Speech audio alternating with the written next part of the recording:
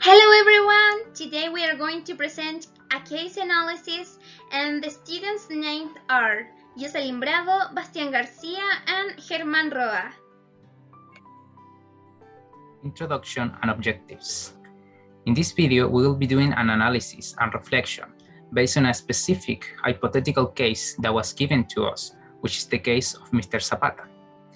We are going to base our analysis using different concepts and theory that we have learned on this major so far, paraphrasing various important authors.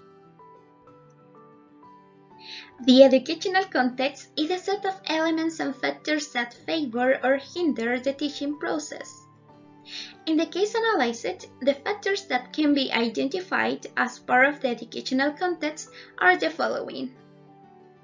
Point 1. It is a municipal school with students from socially and culturally deprived contexts. Point 2. The school has a single English teacher for all levels, which are made up of 43 students. Point 3. The school designed plans to promote the importance of continuing studies. After having identified these elements, the question to answer is, do they favor or hinder the teaching process? Okay, I will answer this question with my analysis and reflection.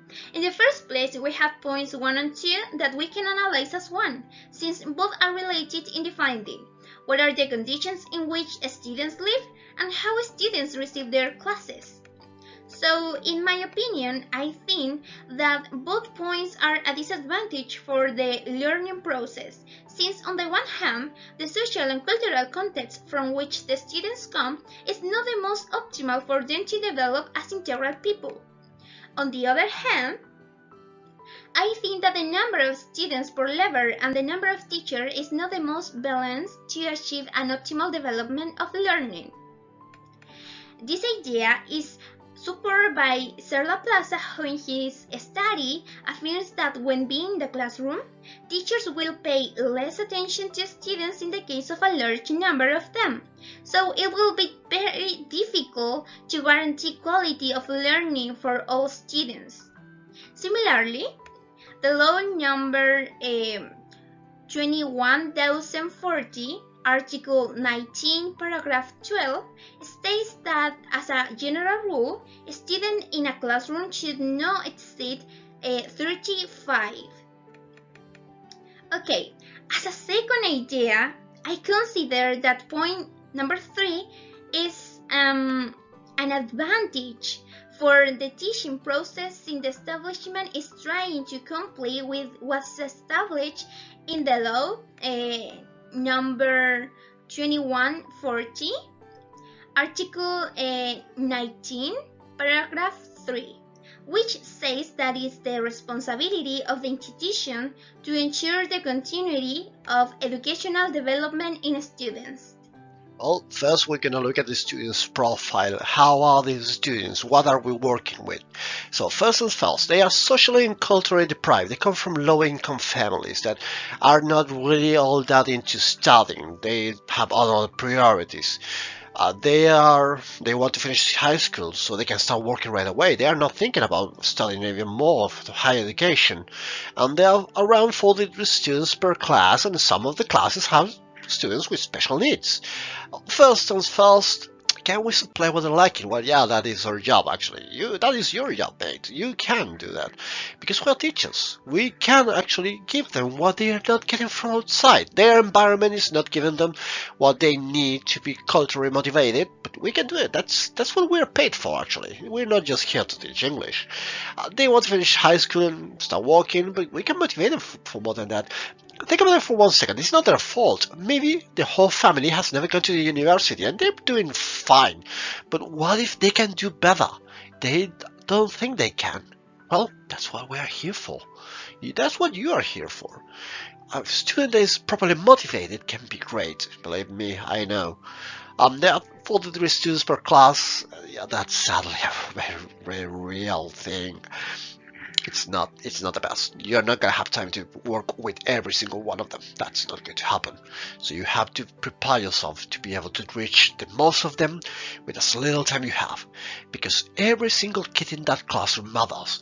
Yes, you might not be ready to work with students that have special needs, but that's what your group is for. That's what your team is for. There are more people in that school. These are very, very delicate children, because one wrong move can actually kill their career. They are not motivated. They don't think they are good enough. We can do better than that. We are not bullies. We are teachers.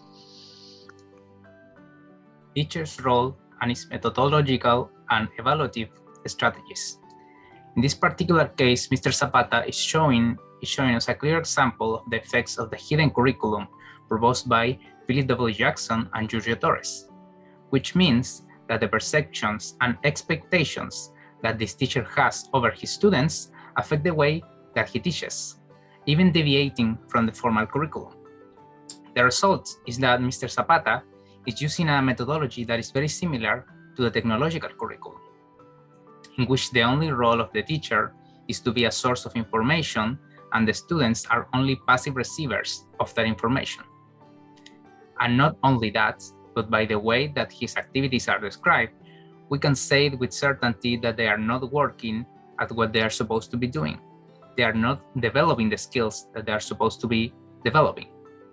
And this constitutes a failure in the fundamental pedagogic nucleus that was proposed by Richard Elmore.